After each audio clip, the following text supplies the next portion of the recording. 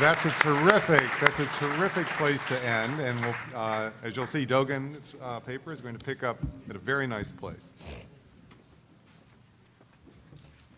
Good afternoon. First, I'm going to tell the story of the paper, that how I ended up writing this paper. I think it was last winter. Rachel Sharon Crespin wrote an article about Fethullah Gülen on the Middle East Quarterly, and the title was Fethullah Gülen's Grand Ambition, Turkey's Great Islamist Danger. And she quoted an article that I co-authored with Dr. Helen Iba Rose, and she was citing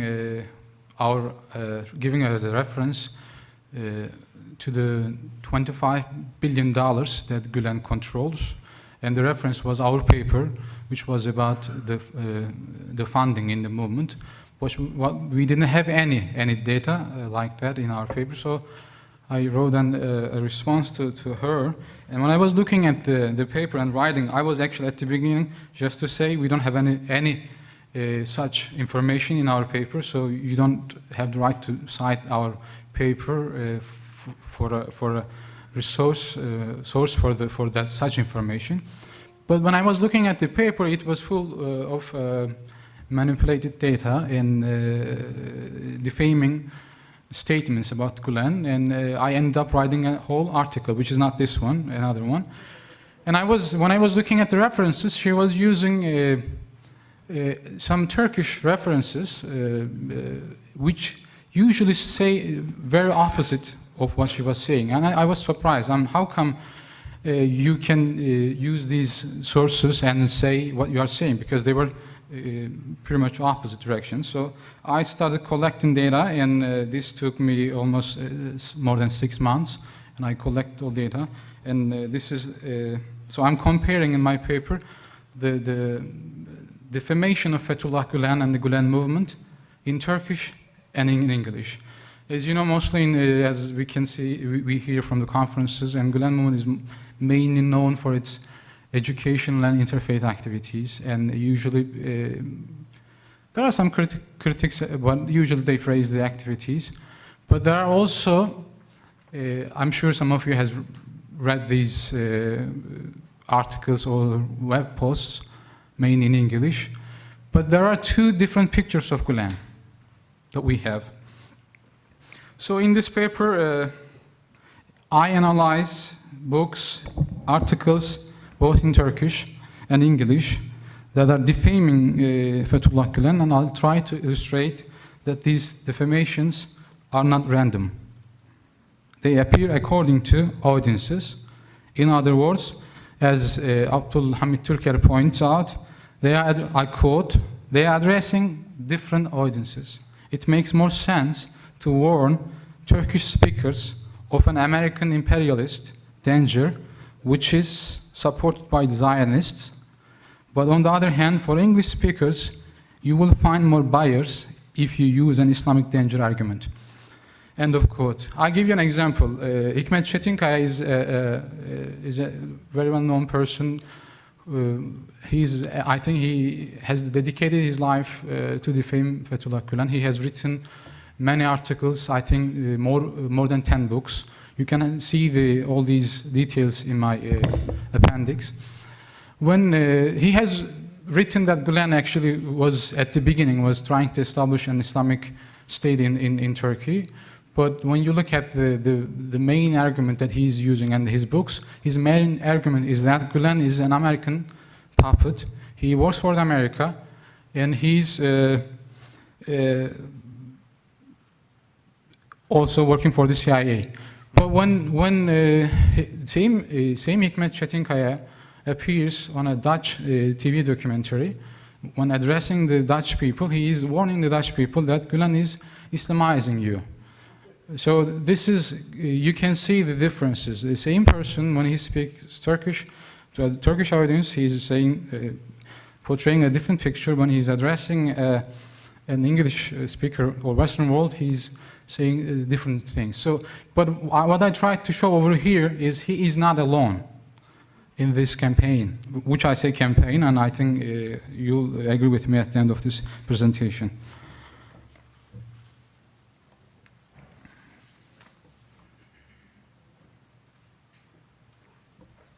Both in data collection and the discussion of the subject, I use the term defamation as the act of defaming false or unjustified injury of good reputation of other, in this case Gülen.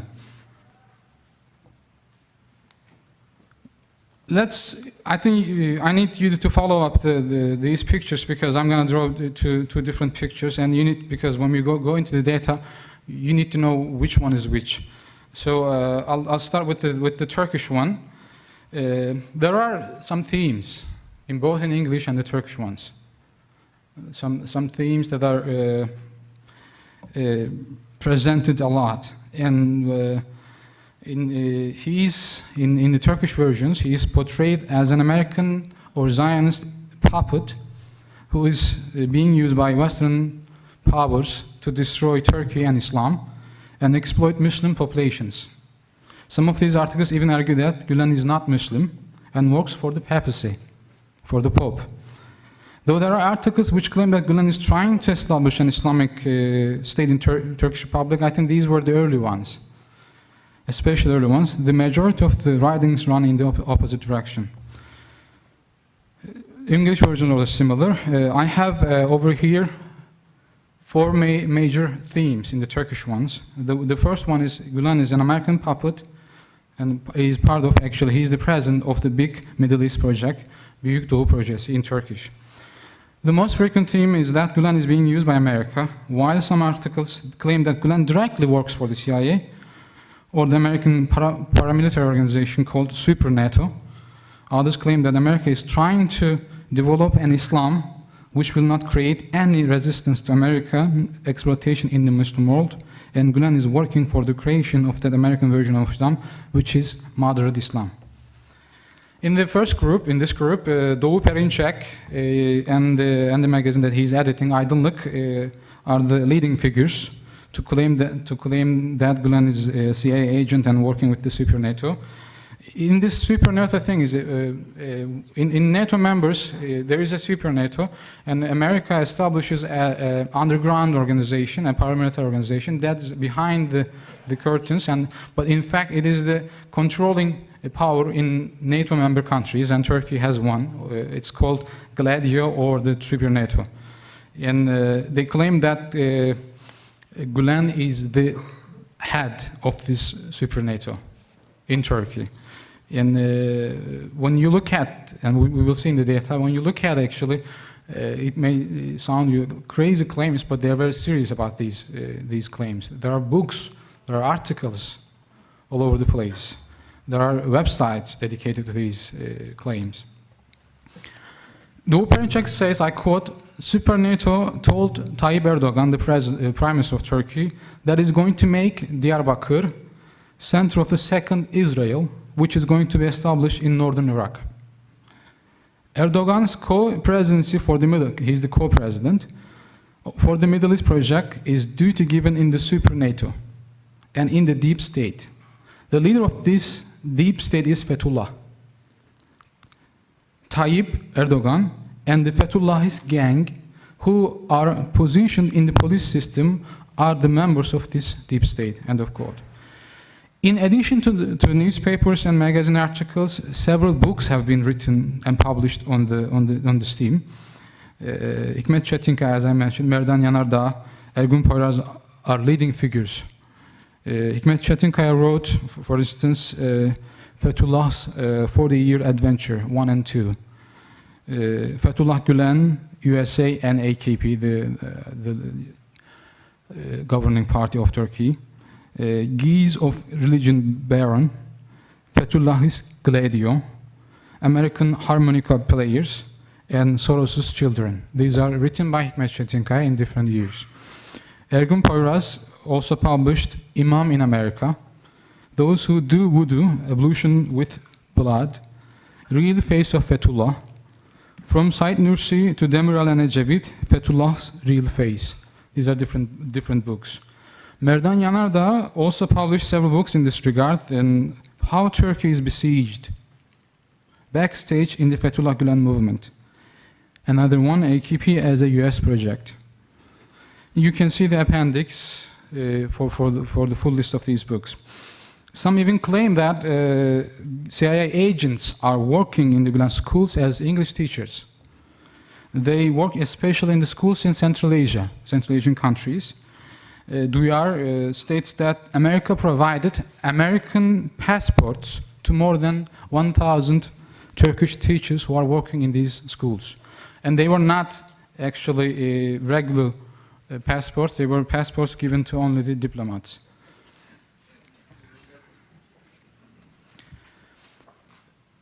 The second theme that we have is the modern Islam, the Pope's secret cardinal. And this is the second most common theme in Turkish versions of these defaming articles.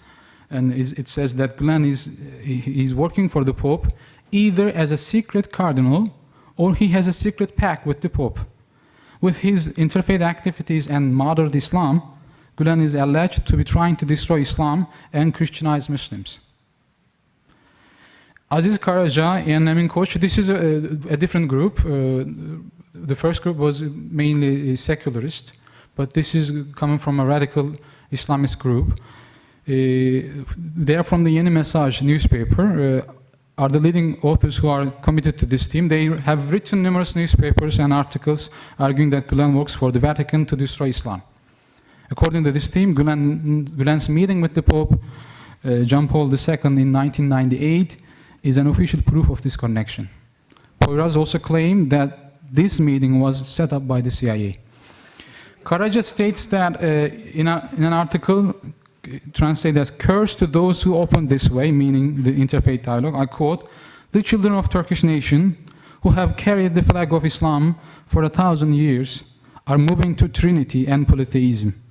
Polytheists, crusaders, and Zionist unions who could not defeat this nation," meaning the Turkish Muslim nation, "in battle are working to defeat this nation from in the inside and make them their tool by destroying their faith. Government's love of the EU and the dialogue team, the Gülen movement, that is part of the Vatican Council's mission, have prepared everything for missionaries, and with their plans, they push our people into the missionaries' arms and have made our people an open market for them." The third theme that I have over here is that the Zionist connections, similar to the American connections. In this theme, Gülen is portrayed as a Zionist comparator who works with the Mossad and Israel, while some articles show that Gülen as a crypto-Jew, meaning who is a Jewish but hiding his identity, along with the leading members of the AKP government, and others claim Gülen only works for the Zionist groups. In 2007, Ergun Poyraz wrote a series called Moses' Sons, or Moses' Children. In these books, he proves that Abdullah Gül, the president of Turkey, Prime Minister Tayyip Erdogan, and AKP's leading figure Bülent Arınç, and Gülen are descendants of Jews. These books are titled as Moses' AKP, Moses' Gül, Moses' Children, Tayyip and Emin, and etc. You can see the full list in the appendix. In his discussion of ADL, Rıza Zelyut describes the ADL as a Jewish organization that protects and promotes Gülen. He also claims that ADL arranged Gülen's meeting with the Pope, and that Gülen's books on Islam was distributed by ADL. And the third one is destroying Islam. Gülen is not Muslim. Although not frequent and as other themes, but enough to be included here as a separate theme in Turkish defamatory articles, Gülen is portrayed as not being a Muslim, but a hypocrite who is destroying and changing Islam from inside. Semih Tufan Gülaltay wrote a book. The title of the book is Fethullah Müslüman mı? Translated as Is Fethullah Muslim? And he claims in this book Gülen is Baha'i.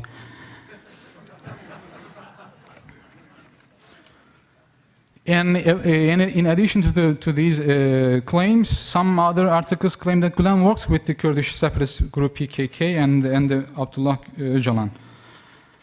The English versions I have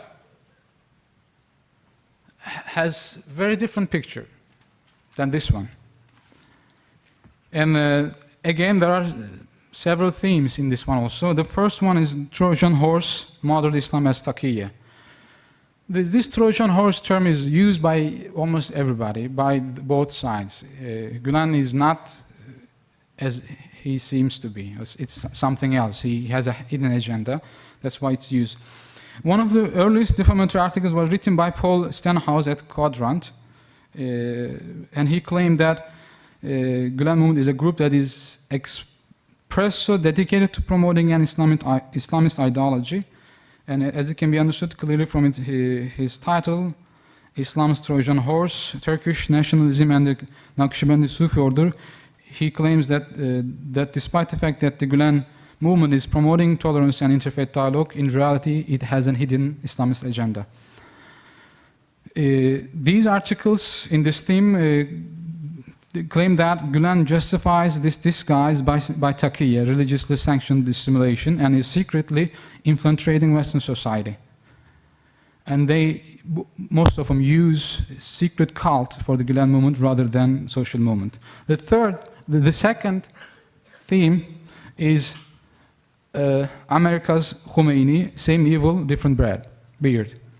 Michael Rubin is leading figure in the production of defaming articles. In an earlier article at National Review Online titled Turkey's Turning Point, he states that Gülen eventually will establish an Islamic State in Turkey, just like Khomeini did in Iran. In a recent article, he repeats his claims and defines Gülen as a cult leader and a closest thing Turkey has to the Khomeini in exile. But this time he takes it to a further stage and asserts that Gülen is an Islamist cult leader maintaining a compound staffed and secured by machine gun wielding thugs in the mountains of Pennsylvania. And I'm passing, and the third was overthrowing Turkish secular government and establishing an Islamic State in Turkey. This theme has been covered by almost all of the defaming articles in English. Gülen is accused first of trying to overthrow the existing secular state in Turkey and establish an Islamic State, and later spread all over the world. Rachel Sharon Crespin's article titled Gülen's Grand Ambition, as I said, was the beginning of this paper. She claims in the article, I quote, "Today, despite rhetoric of European Union accession, Prime Minister Tayyip Erdogan has turned Turkey away from Europe and toward Russia and Iran, and reoriented Turkish policy in the Middle East away from sympathy toward Israel and much more toward friendship with Hamas, Hezbollah, and Syria. Anti-American, anti-Christian, and anti-Semitic sentiments have increased. Behind Turkey's transformation has been not only the impressive AKP political machine, but also a shadowy Islamist sect led by the mysterious Hoca Efendi, she translates, Master Lord Fethullah Gülen. The sect often bills itself as a proponent of tolerance and dialogue, but works toward purposes quite the opposite. Today, Gülen and his backers, she says Fethullahist, not only seek to influence government, but also become the government. So I'm passing I need to show you the data, and you can, the other one is the resurrection of the New Ottoman Empire and the Universal Caliphate, and he's trying to resurrect the Ottoman Empire again, and infiltration into the United States with the charter schools that he has in the United States, and the training an Islamist militia in the United States with guns. So we need to, I think, maybe some 15 seconds? 50, because I gotta go into data. Maybe 5. Well, just said they can't both be true at the same time. That's right. So I have 2 minutes. So I have in total 436 cases in the data set, both in Turkish and English. The first one, Gülen 1, Gülen is an American Zionist Vatican agent. Gülen 1. Gülen 2, he is an Islamist Khomeini and trying to resurrect New Ottoman Empire and the Caliphate. And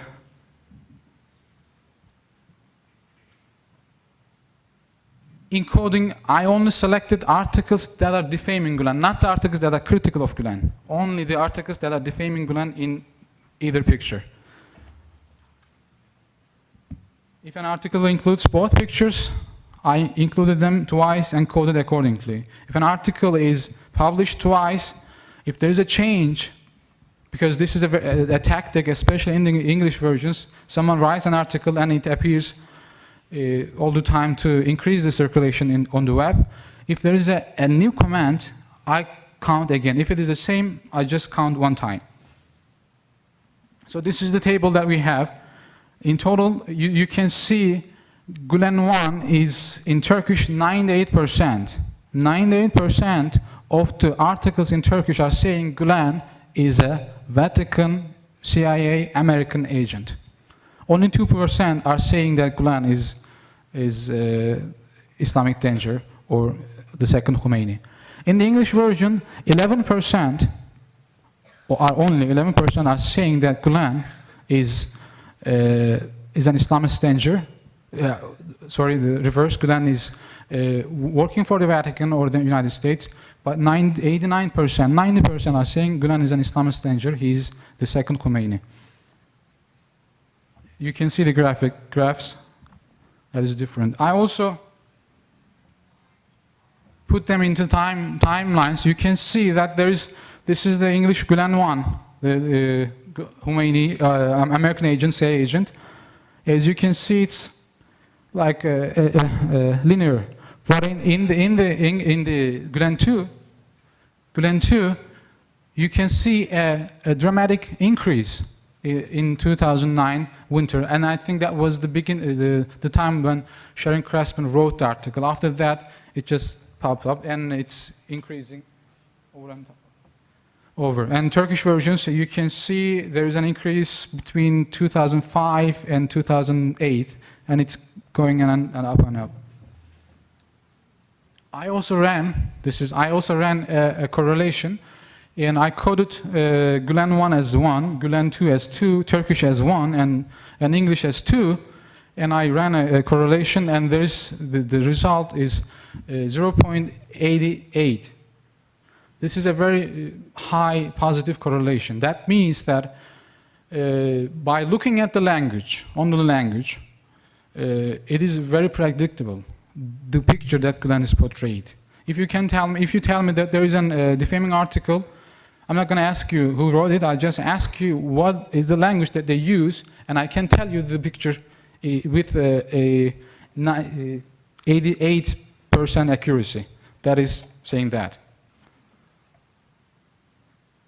So both literature review and the statistical analysis show that these defaming articles are not random. They are targeting specific audiences, and they are acting according to languages. Thank you. Yeah, Dogan, that's great. I'm sure we'll come back in questions. I'm sure you'll get questions. So, Jim?